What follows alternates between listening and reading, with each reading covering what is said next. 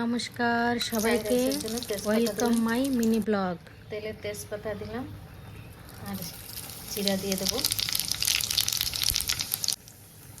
আর এখানে আছে গাজর, বিনস আর গ্রিন মটর দিয়ে দিলাম।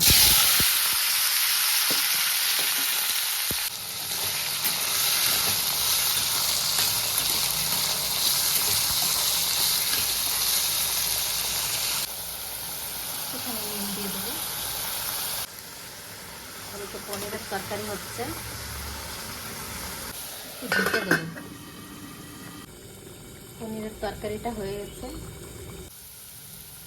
এখন ভাতটা আমি দিয়ে দেবো। ভালো করে নেড়ে নেব।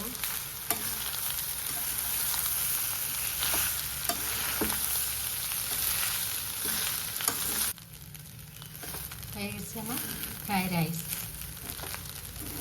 দেখুন কত সুন্দর দেখতে হয়েছে না, কালারফুল, হোয়াইট, গ্রিন আর অরেঞ্জ, দেখতে খুব সুন্দর হয়েছে না। পনির তরকারি, ফ্রাইড রাইস।